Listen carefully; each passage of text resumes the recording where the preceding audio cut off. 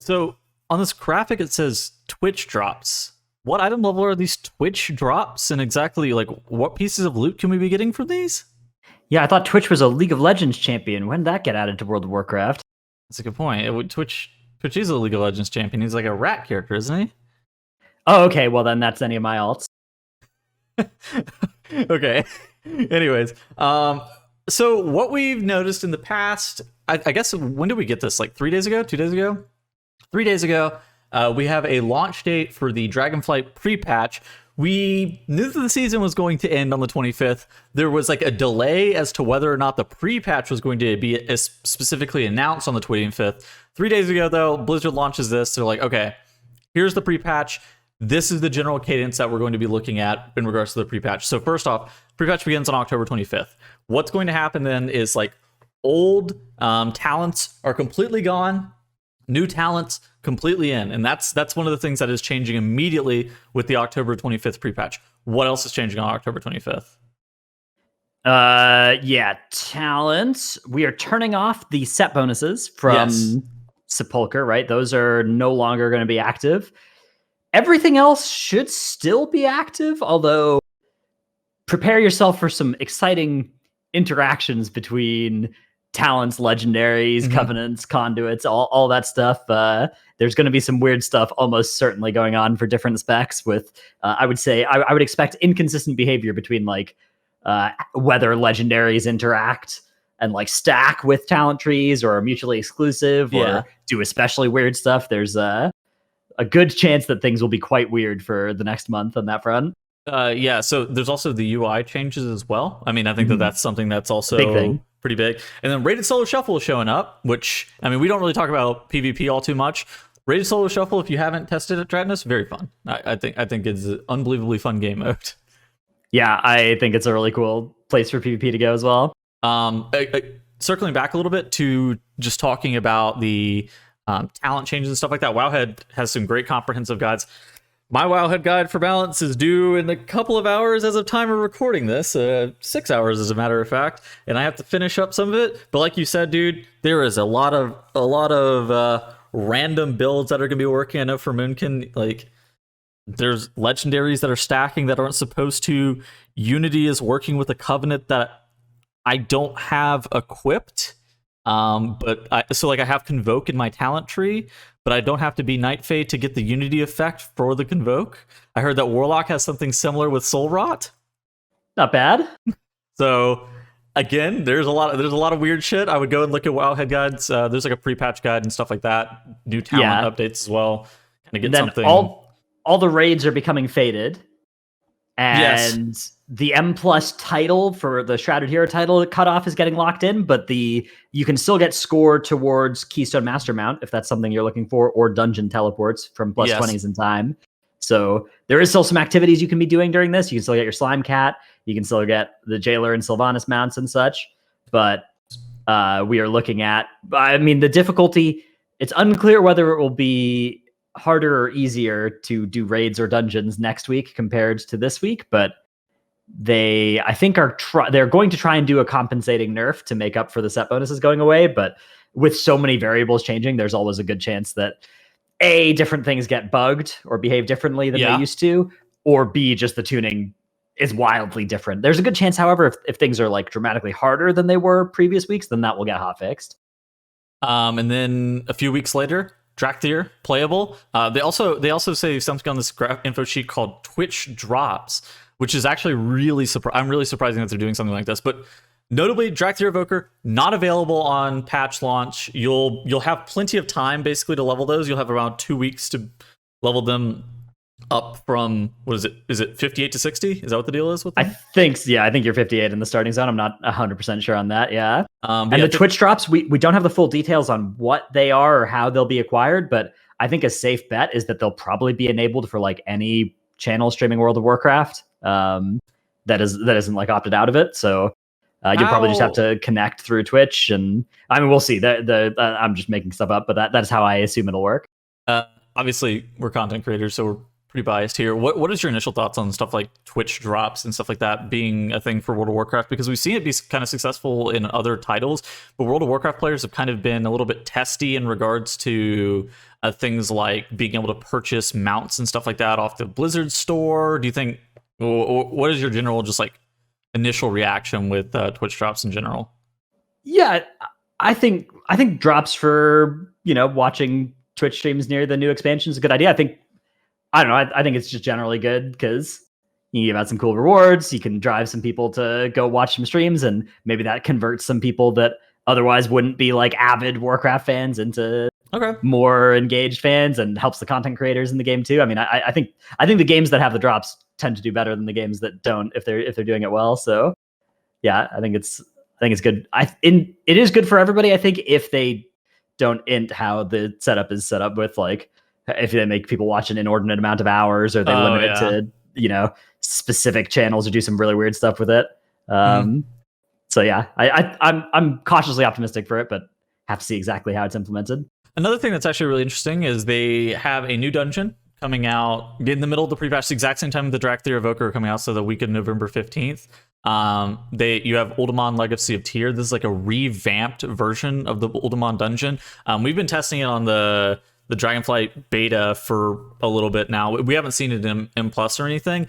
I'm interested to see how this is going to be implemented just generally, because M+ is still going to be available with the Season 4 dungeons, right? Yeah, I also wonder what that Uldaman is doing there. Is kind of like what are they going to do with it? Is it just like an M0 that you're going to be able to play? Like, yeah, I don't know. Well, I'm curious to see what we'll be able to do with it, and that, like, if it'll even be on Mythic difficulty. Maybe it'll just be like a normal dungeon or something that you can do early. Yeah, beats me. Yeah, I just poured water all over myself. Anyways, but yeah, no, I think that overall, I'm kind of excited for Prepatch to just kind of be able to play around with the new talents. I was surprised that Blizzard decided to disable tier sets. I thought that was actually a really smart idea on their part, but the direction to not disable covenants, conduits, legendaries, all of that stuff, well, I don't know how that's going to play out. I think it's going to end up being making for a really weird pre-patch just generally. Yeah, I get that they don't want to like turn off the game for a month, right? Sure. Yeah, I do agree. There are probably going to be some weird builds for a bit, but I don't know. That's kind of the magic of pre-patch, right? There's not like actually new content to play. It's literally just like brief weird builds that exist for a few weeks, and that's kind of fun. But yeah, legendaries and covenants and stuff like that are going to be disabled outside of Shadowlands zones. So right, you're not going to be able to take them into leveling. Yeah, you're not going to be able to level with them or anything. And then beyond that, November 28th launch day, leveling is going to start. I've leveled a little bit on the PTR or on the beta. The only thing I've noticed is like the phasing at the very beginning is kind of buggy. Have you leveled very much at all? I've done a couple of like a little bit through each of the zones. I've had so I've leveled through all of the zones. The only thing that I've noticed is like the phasing at the very beginning, particularly in Stormwind, is buggy. I'm not able to see the boat to be able to leave Stormwind sometimes, and so I have to get summoned to the Dragon Isles, which is I suspect that's one of those things that is like red alert, mission critical, get this fixed like immediately kind of thing. Yeah, I mean there's usually a buggy quest or two when the expansion launches, but it is a very high prio if it's affecting a lot of people for them to fix it fast. So I'm really interested to see how people are going to level once we are able to get into Dragonflight, because it seems like it's not super clear what you're supposed to do. Some people are saying that they're going to kind of like rush dragon riding and spend the 20 to 30 minutes to be able to fill out their dragon riding tree, whereas other players are just kind of level and get the dragon riding upgrades as they go, not really worry about getting all of their tree filled out first. Yeah, I think I will just try and level as fast as possible to. I don't know if I'm going to go for like reputations or anything like that, but yeah, leveling as fast as you can to catch like that first wave of world quests. If you do want to try and get to like Renown 80 or whatever quick on the different ones, I mean, there's just no rush. There's nothing urgent to do during the first 2 weeks of the expansion. Like you want to do your M0 clears sometime if you're trying to min max, but even that's like you've got so much time to level to get that done. Yeah. Beyond that, like once you make it to 70, it is 70, right? Yeah. Once you make it to 70, M0s are going to be what you're looking to do. You're going to be able to get gear out of those M0s. You really want to be able to do a round of M0s before the second reset comes through. Yeah, What else? Historically, when they do a Monday launch, you can't actually do M0s. Like the last two expansions, Yes. they've done like, so you don't actually have to worry about trying to like get there in the first 12 hours and do a M0 swoop. So assuming that'll be true again, yeah, there's no pressure to get anything done, and then there's no AP grind. There's nothing like that again. So there's nothing you have to start like farming for the next month if you care about your character's power. Professions are like a big thing though. Yeah. Like on the expansion launch, they're not required. You're able to kind of work order everything if you have enough gold. But yeah, making gold from professions will be a thing for which I'm sure there will be a variety of good strategies for it, and I don't know what they will be yet. I suspect there's also gonna be some great guides in regards to gold. They always do they've been doing like a weekly gold making post for a while as well. I suspect that's gonna get a lot more popular come Dragonflight because the profession overhaul. I'll say it. Profession's very convoluted in Dragonflight. There's a lot of stuff that's going into them. Big money to be made, and big money can be spent to make your character more powerful from them. We expect so. Yeah, and then December 13th, Raid is opening. That's on NA, and it's like what's going on with that is that normal, heroic, and mythic all opening at the same time. We talked and about M plus and like PvP season, right? All of those are exact same time, full rewards, no like week, no heroic week / mythic +6 week or anything like that. It is just straight in, full throttle. But yeah, I mean, this has just been the general roadmap. I think that overall, I'm excited to see what Prepatch is going to look like on October 15th. Some people are going to be like, oh, the classes aren't ready. What I'm going to say is your expectations need to be tempered. Whenever this stuff launches, there are going to be gross imbalances with classes right now. Blizzard is still actively doing tuning on every single spec and every single class. They are not done doing tuning. Like we had raid testing earlier today, and I mean they hot fixed, I don't know, 30% of the classes right before raid testing over the past 3 days. Like 4 times a day, we've had every single spec getting like randomly buffed, randomly nerfed, randomly bug fixed. I suspect this is going to continue to go on even in the pre-patch where things are getting hotfix buffed and hotfix nerfed. Maybe there's less changes to like what's actually in functionality of specs, but expect there to be a decent amount of changes during the pre-patch, even to specs.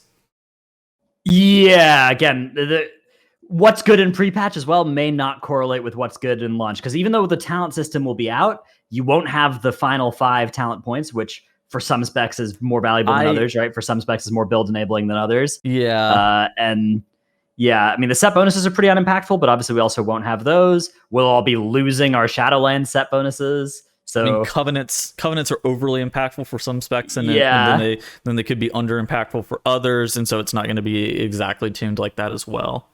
Yeah, so I mean, it's gonna be a wild time for a little bit. Things are gonna be kind of crazy. I don't love the fact that you don't have your final 5 spec talent points, I'm going to admit, but I do understand why it's a thing. It just makes it really hard for some specs to be able to kind of put points into a lot of the capstone, especially towards the end of the tree.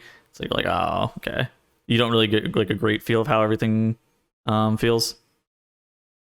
Yeah, I also don't know what I think it's probably the right way to release it, but it's definitely gonna. Some classes are gonna feel incomplete, and some classes are gonna feel like just weird because they're using covenant abilities they won't have in a weird way. I mean, do you think the UI is ready? Okay, so I mean, this is not something that we've really talked about all too much, but they did like a major UI overhaul, and it's one of those things that like, would you recommend players to like move away from a package thing like ElvUI or move away from base UI add-ons? Like, how close do you think that the general Blizzard UI got to something that is like pretty customizable this time? It's pretty good. The new base UI is like, it's a lot more customizable. There's a lot more features it has. There's mouse over mode. There's edit mode that lets you just move everything around really pretty customizably. The raid frames are pretty good. The action bars, you can't set them to like only show when you're mousing over them, unfortunately, yet. But if they added that would be pretty good as well. But I suspect that more people are thinking that they will be able to move off of add-ons than will actually be happy not using their add-ons. I think for the most part, anybody who's like got a UI they're happy with add-ons doing functionality will find there's probably still functionality they like from their add-ons. Yeah. Some people definitely, yeah. I mean, there are some people that like are using add-ons kind of under duress, right? Where it's like I feel like I have to do this, and some of that now you don't need to anymore. Yeah, weak core is still mandatory. Yeah, I mean that's like if you're trying to do high-end PvE content, like the add-ons are still going to be extremely good, but it's better than it was before for sure. This is really good for players who were previously using the default UI though. Is just my general thoughts. It's kind of weird because I hope that it's not like this one where the pre-patch launches. It's been a little bit buggy lately, just the default UI. Yeah, I've been getting a lot of Lua errors. Yeah, I get errors fairly regularly, and I'm like, there are also, I mean, there are people that are like default UI that loved the old default UI that are mad it's changing as well. So if that happens, if that's you, then pain. But I mean, just in general, my thoughts on it are like it's close. It's actually close to. It's much better. It's a much better default UI, I think. Yeah, a lot more customizable. I there's still some stuff like not everything is customizable, particularly like focus frames and stuff like that. Like they are customizable in regards to placement, but they're not customizable in regards to like look and that kind of thing. Where it's like, okay, there's still some stuff that's lacking, but I do think it's generally a pretty good move in the right direction. Yeah, agreed. Also, make sure you back up your UI. So if you're watching this and you made it this far into the video, make sure you back up your UI. Anything else that you have to say about pre-patch or the cadence of launches and the roadmap that we've seen this week, Dratnos?